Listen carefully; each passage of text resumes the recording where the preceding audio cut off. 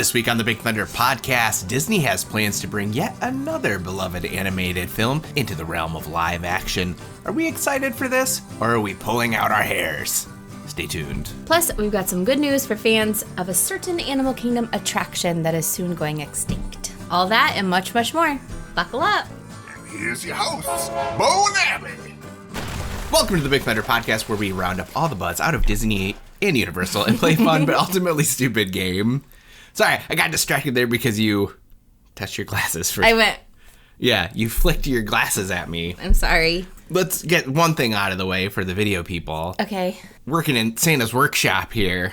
Yeah. For those people, it's a little bit of a mess behind us, more messy than I typically like. And it's just boxes. It's nothing even cute, other than a lot of wrapping papers. Yeah. If you're new to the roundup, this is where we take a look at the biggest stories out of the week. It's less breaking news and more, hey, did you hear about this? So, did you hear that another Disney live-action adaptation is in the works? So, with Mufasa about to open and Moana currently in production, the live-action version, the trend of live-action adaptations of Disney films isn't slowing down anytime soon. It was recently reported that the next remake will be of 2010's Tangled, set to be... I'm so excited. I showed you my hair flip. That's what that was? Yeah. Set to be directed by Michael Gracie, who directed The Greatest Showman. Mm-hmm. The script will come from Jennifer Caton Robinson, whose credits include Netflix's campy dark comedy Do Revenge, which is one that I've wanted to see. It stars Maya Hawke and Camila Mendez. She also has credits for Thor Love and Thunder and the upcoming I Know What You Did Last Summer reboot. She wrote the scripts? At least has a writing credit. That could be in a lot of things. What do you think about this? Very excited. You are excited for this? Yeah. I love Tangled. Yes. Here's my little bit of concern. Sure. I do feel like Mandy Moore and Zachary Levi are Flynn and Rapunzel. Like, they are just so good. Yeah. I'm a little worried that will be missed.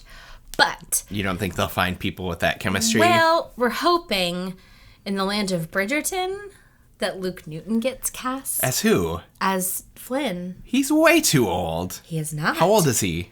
In real life? Yeah. Or the way that the real movies, life. In real life, he's 32 in February. Okay, Flynn Rider's max 21. Okay, but he can really baby himself down. Okay. Anyway. No, thank you. Fine. No, thank you. Fine. Rude. Who do you want? Okay, doesn't matter. You Someone know age appropriate. No, because they'll probably, I would imagine those two will be relatively, like the Rapunzel, the Flynn Rider will be relatively unknowns. You know who would be a good Rapunzel? The Coop and Cammy girl that was just in that. Who was just in the Descendants movie? Yeah, she's a really good singer. Okay. And she's got like that young face. Yes, if you are casting someone who looks like an animated character. They don't necessarily have to be white or blonde or... You know, like they might... they do kind of have to be blonde. I mean, they don't have to be blonde in real life, but I think Rapunzel has to be blonde because it's the whole... Isn't it like the sunflower and her hair glows? Yeah. Isn't it like she gets magic from the sun? And there's this like sun motifs from throughout the kingdom? That's going to be a wig anyway. Yeah, that's what I'm saying. Like, so it doesn't matter. Like the actress doesn't have to be blonde. Just the wig has to be blonde. In my opinion, that's more important. Okay. Anyway, yes, I'm excited. Okay. Very excited. Like I stated previously, I am not interested in a shot-for-shot remake. Mm-hmm. If they have something new they can add to the lore to make it more interesting. Well, like with Little Mermaid, I thought they did so good giving Eric more of a story. I would agree with that. And I loved his song. Yes, I would agree with that. So, like... I think they did good there. Yeah. What other... I think Little Mermaid, you have more wiggle room. I don't know what more you would... on the spot, I don't know what more you would add to Tangled to make it better. But, you know, if you look at something like Cinderella, there's a lot of room where you could play around within that. Because half that movie's just Tom and Jerry. That's my hot take on Cinderella. Yeah. I feel like we could get more backstory from Flynn. I feel like we got enough. We knew what we needed to know. Where are his parents? Does he have siblings? He grew up in an orphanage. I didn't know that. He grew up as Eugene Fitzherbert. Oh, yeah. And he always dreamed about being rich, and that's why his whole thing is he wants to be rich. Okay. I don't need any returning cast members except for one. I would like Brad Garrett to come back as the thug who's like, I had a dream. Malicious, mean, and scary. Yeah, that's the one I want to come back. Donna Murphy can come back as Mother Gothel. Although I feel good. I feel like they'll go for like a stunt casting there, similar how they went Melissa McCarthy for Ursula. I feel like they'll go with more of a famous actress for that role, but Donna Murphy could come back. She's very famous. I don't. She's Doc Ock's wife. In certain circles. She is the instructor from Center Stage that gives Zoe Saldana business. We have discussed this. That's so good. For the folks listening and for the folks on YouTube, if you watch Center Stage growing up, you should tell us in the comments and we could talk Center Stage. Not us in the comments. Yeah, I have nothing to add to your Center Stage discourse. That movie was everything. All right, keep going. Well, speaking of good news for dinosaur fans. While the demolition of Dinoland is set to begin in January, there does seem to be plenty of time left for you to get that dino. That's so weird, right? What? That it's how are they gonna delayed? That's like one of the farthest back rides in Dinoland. How are they gonna be constructing and letting people walk there? I don't know.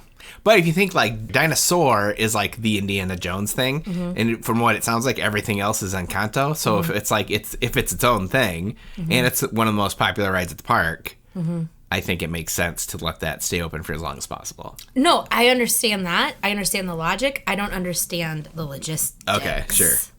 Of how. So yeah, according to Disney Parks blog, under the heading Last Chance for Dinosaur, it says, quote, 2025 is your year to visit before it goes extinct, so presumably you've got all of 2025. We're never gonna get... That's so long. A whole year? Yeah, to not even start it, which means... It'll be a while before we get Indiana Jones.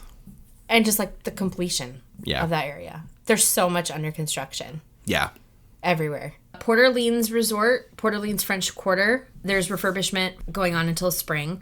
Big Thunder Mountain is going down. Tom Sawyer Island is going down, which we knew.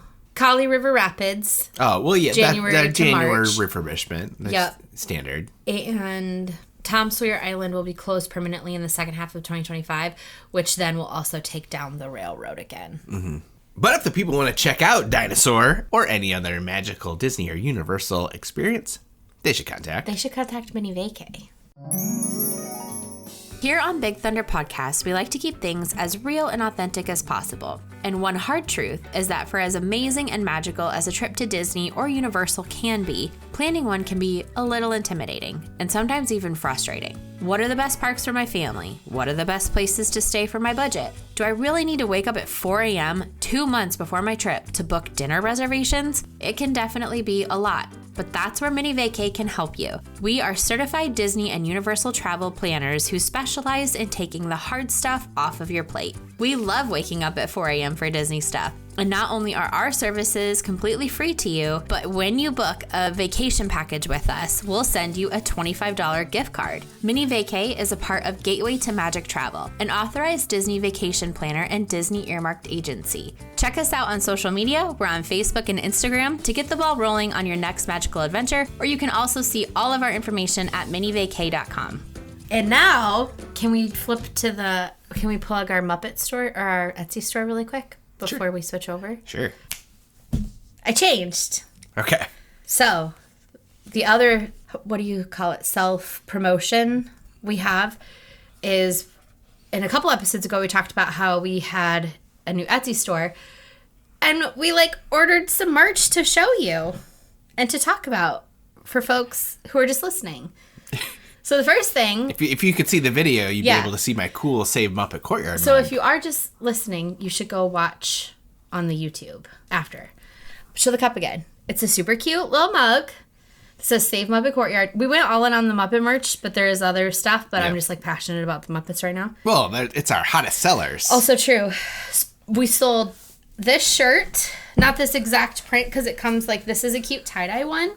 And then there's another dark tie-dyed one. And then there's a solid green one. There's a bunch of different colors. Cute little notebook. And this one, I was actually quite shocked at how nice this was. Yeah. It's a hardcover and it's spiral. And it has lines. As a notebook does. Well, sometimes it's just white. Like a sketchbook. Yeah. Very nice. And then cute little stickers. Some are white backed and some are transparent that you can put on water bottles. So if you want to support our shop or buy Christmas presents for yourself or others. Yeah, well, this podcast comes out the 17th, so if you're still buying Christmas presents. You will not get them. No, the shipping is too long. Maybe a New Year's present. Yeah. Or a birthday. Valentine's. Or just, Or treat yourself. You deserve it. Save them up at Courtyard. Yep. Etsy.com/shop/Big Thunder Podcast. Yep.